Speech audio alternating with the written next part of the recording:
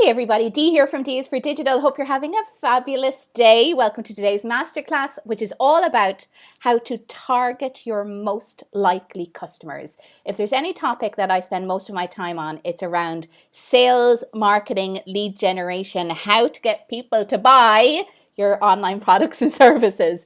And a key part of that is making sure that you're targeting the customers who are most likely to buy from you.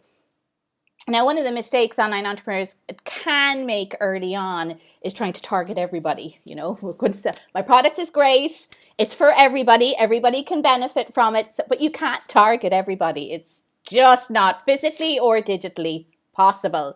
You have to niche, create a customer avatar, as we call them, like draw out who your ideal customer is and online speak to them. Speak specifically to them, to their problems, to their goals, to their dreams, to their aspirations, because you can't do that to everybody and have it resonate or connect. You must first certainly be extremely targeted. But I want to go through a couple of ways that I do this because I'm really passionate about making it easy for online entrepreneurs to make money, but too that they are inherently talking to the customers that are most likely to buy from them rather than wasting other people's time, right? Because I'm sure we've all been targeted for products that we have no interest in whatsoever. I'm constantly getting rid of ads on my Facebook feed going, I just don't want that. I'm not interested in that. Or people contacting me for stuff that frankly I'm not interested in. It's not great for your brand,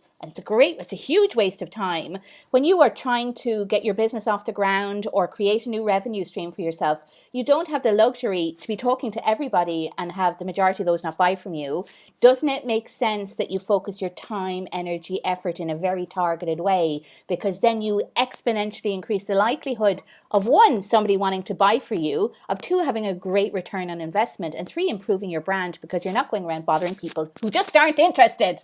It's not their fault that they're not. You have to be targeted.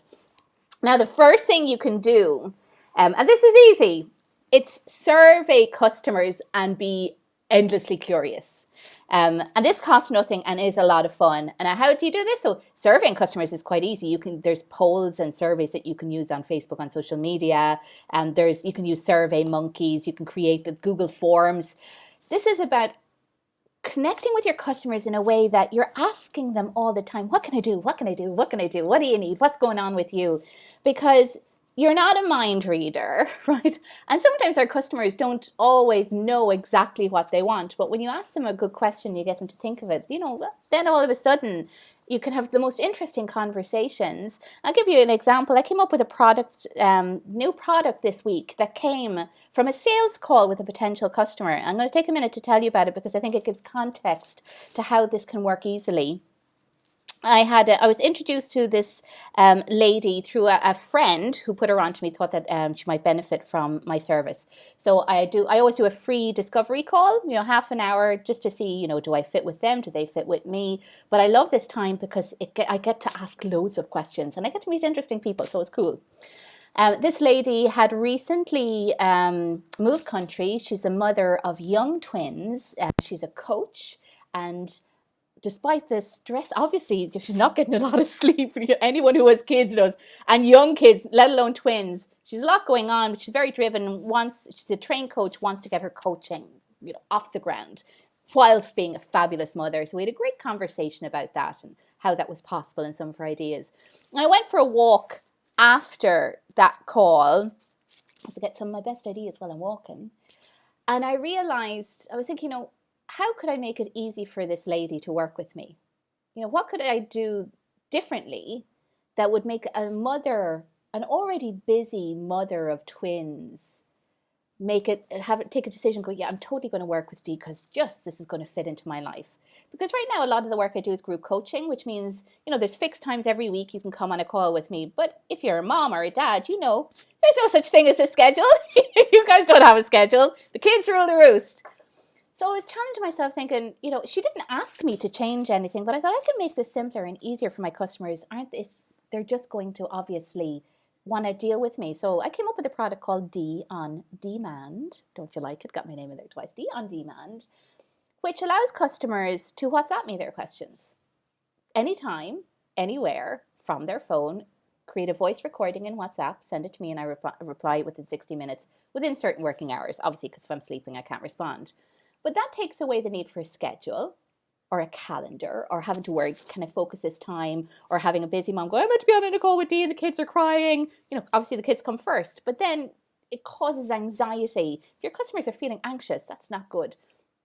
So I thought, yes, I think this could work. Dee on demand, WhatsApp coaching. It gets rid of a problem of people who are busy, and it may be mothers, but maybe people who have full-time jobs and are trying to get started. So I came back into my D's for Digital group, and if you want to join, the link will come up there. And I jotted down the idea, as I do, because I was testing with my target audience. What do they think? Another thing you need to do. And overwhelmingly, they came back going, yes, yes, yes, great idea, super fabulous, perfect, resonated. Next day, I designed the landing page and I launched. So from idea to testing to landing page to launch in 2 days. And that's how easy it is. And that's because I was listening and being curious with my customer, even though she didn't say she needed it. When you listen for the unspoken problems, you can come up with the most amazing ideas, because it's about listening to your customer, understanding what they want, understanding how you can make it easy for them to deal with you. And when you're targeted, like I was with this lady, I was just thinking about this kind of moms, busy moms of young kids. What kind of life do they have? What are their challenges? She obviously wants to get her online business and her coaching business up off the ground, but she also is a mom of twins. That's not her problem. That's my problem as an entrepreneur, to make it easy for her to be successful, right? And that's why I mean by surveying and being endlessly curious is constantly listening, asking questions and seeing how can you pivot. It has to make sense, obviously, for you. I wouldn't offer this if it caused me massive problems. It didn't. It makes my life easier. It's a new revenue stream. Win-win for everybody, and that's what we want. Other things you can do is research your competitors. If you know who your target market is, then you know who your competitors are. And if you take a wander over to your competitor's website or your competitor's Facebook or LinkedIn page, you can see all your customers there, right? And this is another way of being curious as well. Go and look and see what questions are they asking of your competitors? How are they showing up with your competitors? What is your competitor doing for them that those customers are resonating with? And see if you can, I suppose, I'm all for stealing with pride. But obviously you have to obey the law. But you can see what was working really well, the essence of it, apply it to your own business and make it yours, either by tweaking it a bit, making it more original. Actually, you could possibly even improve on the idea, but you can get inspiration. I don't get caught up an awful lot, honestly, in looking at my competitors. I prefer to focus on my customers, because that's where the best ideas come from, not from my competitors. But if you're starting out and you don't have any customers yet, a great place to look for inspiration is from your competitors. Third thing to do is connecting proactively. This is an everyday thing. Your business is an everyday thing. I always think if you treat your business like a baby, and I advise this of my entrepreneurs all the time, think of your business as a baby. It must be fed.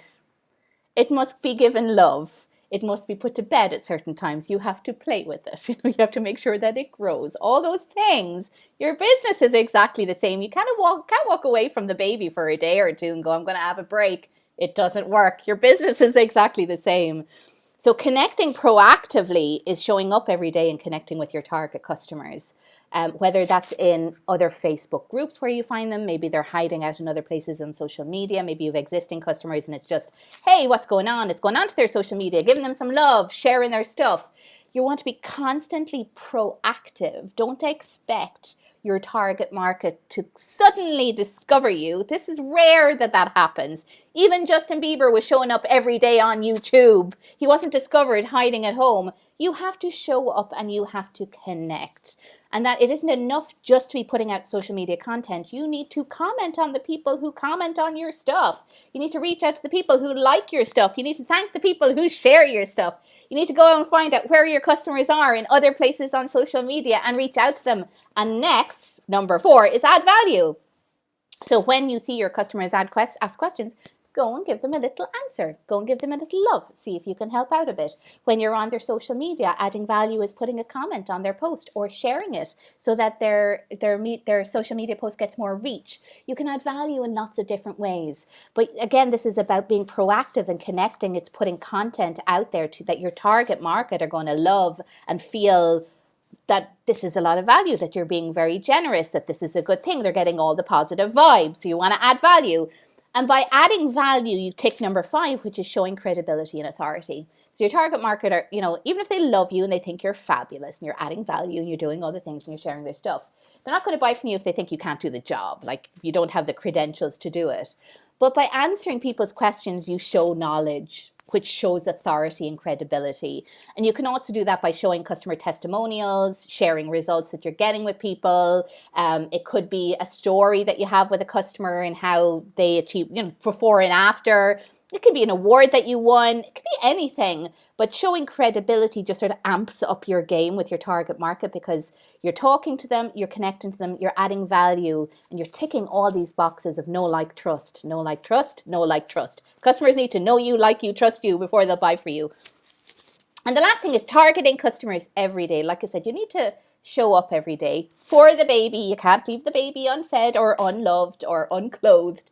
Just like your business, you need to show up for your customers every day. You need to show up for your business every day and be targeted about you doing that. Sometimes I think as entrepreneurs, we come out like with an AK-47 spray gun, just trying to sort of see something will hit somebody if I just sort of take this action. But actually what it does, it doesn't do that. It takes a lot of effort to do this. But then you may end up hitting people who are not interested in your product. And then do you think they're happy about that?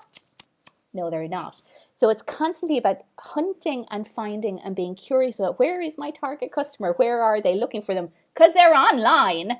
Everybody's online. You will find them. They may be in different places. For you, maybe they're on LinkedIn because you do B2B stuff. Maybe they're on Twitter. Maybe they're on Facebook. Maybe they're on Instagram. Maybe they're on TikTok.